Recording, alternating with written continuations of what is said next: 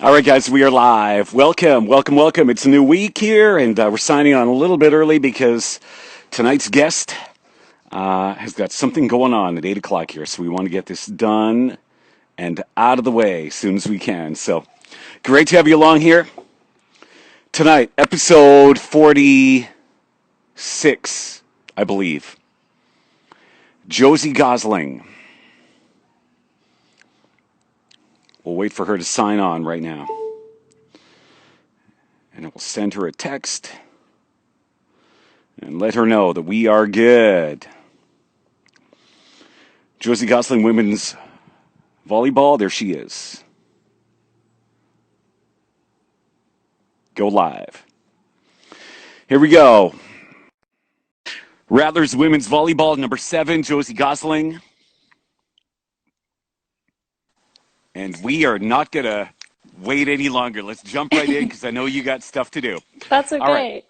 Good. Josie, you are a dog person, I think it's safe to say. Just Yes. reading your tweets and kind of learning a little bit more about you.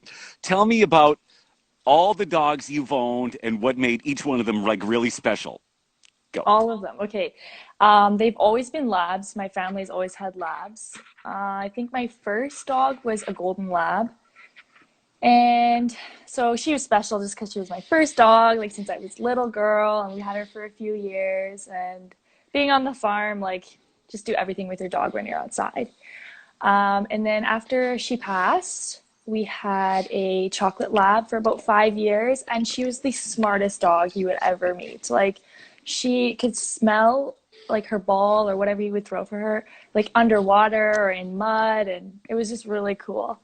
And then now we have another golden lab, Zola, and she's just like my little baby. So she's got quite the personality.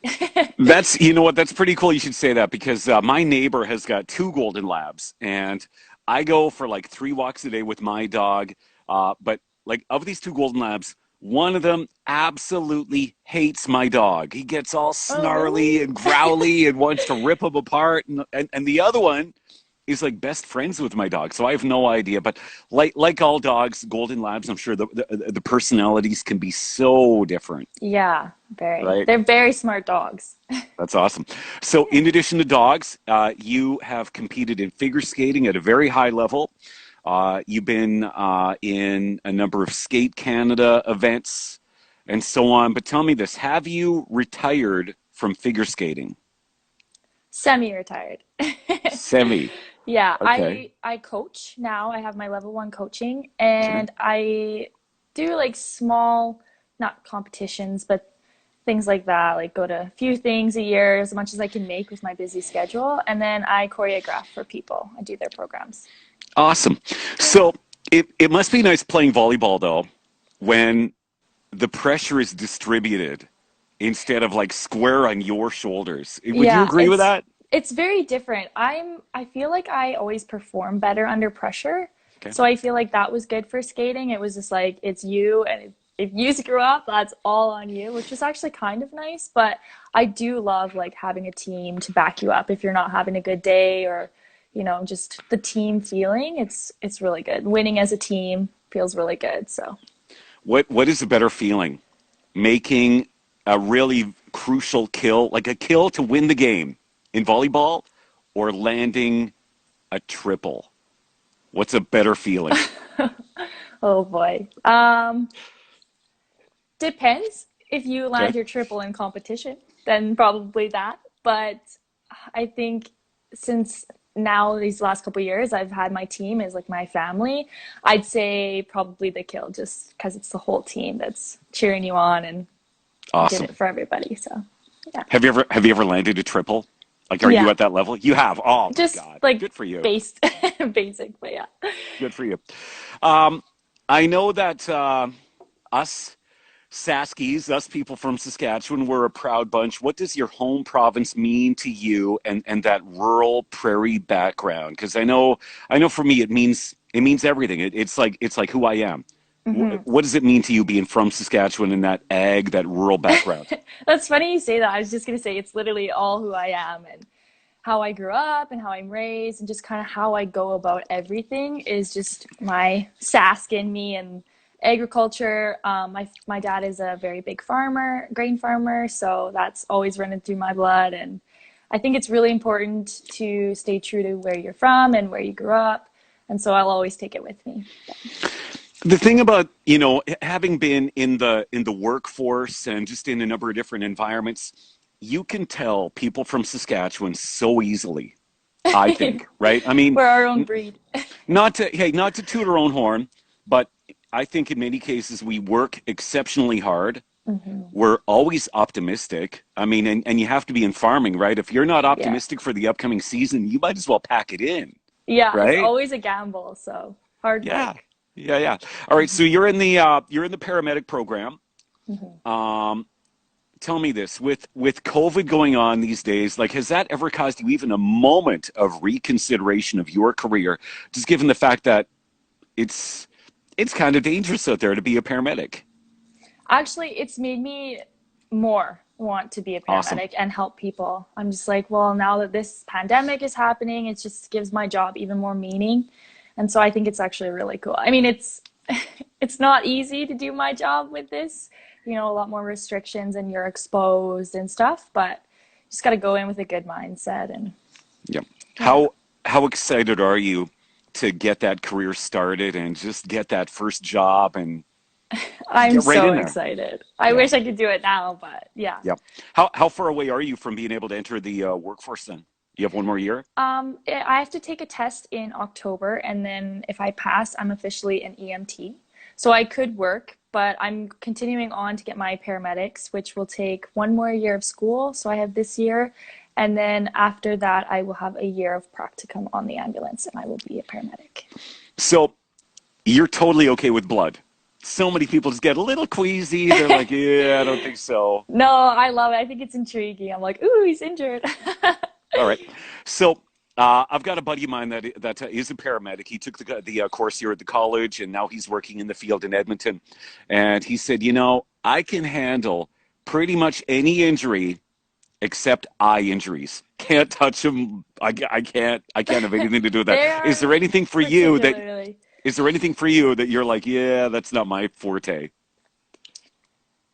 Um, Burns. I don't like Ooh. burns. They smell, and it's just like they keep burning, so it's just like so painful for the patient, and you Hmm. have to be really careful. Like if it's a big burn, you can actually send them into hypothermia, so you don't want to cool them off. But I don't know, they're just really tricky, and they stink, and oh, Yeah, just burning flesh. That's one thing that's I don't interesting. like. Now, Yeah. now, more and more municipalities are kind of combining the firefighting and the paramedic. Like, if you have to go to fire school, is that something that you're open to, if need be?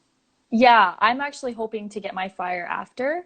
I know Okay. it's funny, I just said I don't like burns, but I there's a couple places in Alberta that are privately owned, Okay. and they're dual service, so they're fire and EMS. So I've always really wanted to do that. I think it's cool, just like opens up your scope a little more, and those jobs are kind of like needed. They need Yeah. people for those jobs, and it's a little easier to get into that than an EMT job. So, by the way, we got Josie Gosling joining us right now, number 7 from women's volleyball with the Rattlers. Because you're kind of, getting into the medical field, a lot of people might be aware that today is National Overdose Awareness Day. And of course, the career that you've chosen, that is going to be a big part of it. What is something about that cause that a lot of people might not know? I mean, some people take a really rigid approach. They're like, you know what? If you're overdosing, that means you're a druggie, and you kind of had that coming. What is something about the importance of this day that you might say to everybody? I think it's really important not to judge about that because it can happen to anybody. It can be any kind of drugs. It can be narcotics that you're on from like an injury, and or it could be anything, and it can easily happen to anybody to overdose, and it's a really scary thing, and it's something that can be prevented, but it also can be like helped. So there's these things called Narcan kits, and you can get Hmm. them at any pharmacy for free, and they're just like a little thing, and they come with 3 vials of Narcan. And if anybody's having an opiate overdose, you can push Narcan. It's just like an injection into the muscle, and you can save their life. So I think it's really important for people to have like an open mind with overdoses and not be judgmental and just think like this is a human life. It's really precious. Let's just do what we Exactly. can to help people instead of judging. Do you have a Narcan kit in your car? Because Yeah, I apparently do. more and more people do. That's Yeah, I interesting. do. Where do you get one? I think any pharmacy has them, and then any like safe injection site or anywhere. Mhm. And yeah, they're free. So they'll just you say I would like a kit and they'll hand it to you and if it expires or gets broken or you use it, you just go back and they'll give you a new one. Awesome, awesome. Hmm. So, you're pretty excited for school over the next few weeks or months and so on. I mean, you'll have to wear a mask in school and so on. It's going to be a lot different this year, isn't it? Yeah, I'm not really looking forward to that part of it, but I'm excited to get started. It's going to be really busy, but I think routine is good. So, Hmm. Have you, mhm. over the past few months, have you shrunk your circle the way a lot of us, we've kind of been told to shrink our circle a little bit, stay safe, don't associate with as many people. Is that something that you've been able to do? For the most part, yeah, especially moving back to Alberta, like I just hang out with the team and who's here, and me and Tamara are living together now, so we just kind of stay together. And I'm Yeah. not at home in Saskatchewan where you know everybody, so I guess you could say I have shrunk my circle a little bit. But Yep. The upcoming volleyball season, what are you hearing? The new players, the overall team vibe. Are you liking what you're seeing so far? yeah, I'm. We actually just played beach today, and I was just like, oh, I'm so excited, but I'm disappointed. I wish we could get started and get playing, and I really hope that in the end we will get a season, and even if it's second semester. So, but I'm just Hmm. excited to get practicing. I've been like have volleyball fever for a Yeah. while. Yeah. So tell me this: what after your games, over the past couple of years, what stat do you look at the most, and you kind of judge your performance by? Is there anything that you look for on that stat sheet that leads you to think, yeah, you know what, I did have a good game? What do you look for? I think kills per set. Okay, that's your Yeah. one. Hey, Yeah. what is I'm what a is big fan of hitting, so I think that's like where I judge myself most good? harshly on. What was your best game this past season, or your best number of kills per set? Oh gosh. I don't know it off by heart, but I probably would have to say Or do you go by averages? Is that more of an average stat? You know what I mean? I think it is more of an average. Like I think they average it out, but I think it's like 4 or 5. Okay, I'm good. not sure, sorry. That's all right. So, what are your goals for the upcoming season? Do you set personal goals, or is it a team thing? Is that all that matters to you? A little bit of both. Obviously, I want my team to win as much as we can, but I think my goals is to just become stronger as a team and grow my team. So even when I'm not there, we still succeed because once a rattler, always a rattler. That's right. But yeah, I just want to enjoy my time. I feel like that's one of my biggest goals. It's not necessarily winning or losing or being the best. I think it's just like doing what I love and enjoying it. But of And course, you and always want to get better. that's right. And building the program, building the tradition for those that follow you, right? Yeah, setting a good Awesome. example and making our program look really good. So. Exactly. Josie Gosling is joining us right now. I understand you're in a bit of a hurry, so let's jump right into the show and tell segment here. Okay. We always do a little show and tell segment, and it amazes me just some of the weird and interesting stuff that our guests drum up here. So I turn it Mine's over to not you. that weird or exciting, but I don't know if you can see it. It says, never, never, never give up. And it's like a little Scrabble tile, kind of. Nice.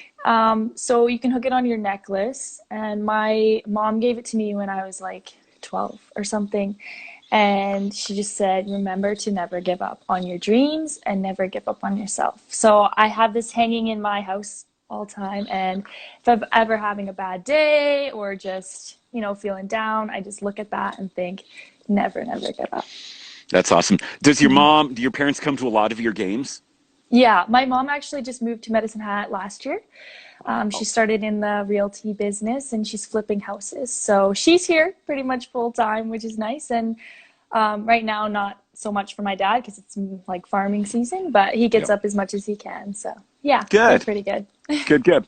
Well, thank you so much for joining us tonight. We Mhm. appreciate it. Final question: who should we get as an upcoming guest on the Rattler vlog? Just give us anybody. It could be one of the stars of the team. It could be someone that is very low profile, but someone you think would be really interesting. Really interesting. Could be someone from the guys team. Could be anybody with the Rattlers. Yeah, I think um putting me on the spot. I know that's what we do. I think you should get Arlen Mizulu. Wow. Okay. Sounds Mhm. good. We should do that. If Patrick is watching, let's get on that. Okay. Josie, thank you so much. I hope you've had an incredible summer. And you know what? I can't wait to see you back in the court sooner than later. If we have to wait until January, then fine. That's what we'll do. But thank you so much for joining us Yeah. tonight. Thank you. All right. Take care. Bye. There she goes, Josie Gosling from the Rattlers women's volleyball team, number 7. A great player, so exciting to watch, and just one of the key components of the upcoming season for this team. And like I said, can't wait to watch them on the court this year. We get more coming up tomorrow. Another guest. Yeah, Arlen would be great. So there you go. More guests coming up right here tomorrow. And on behalf of Josie, thanks for watching. Have a great night, and we'll see you.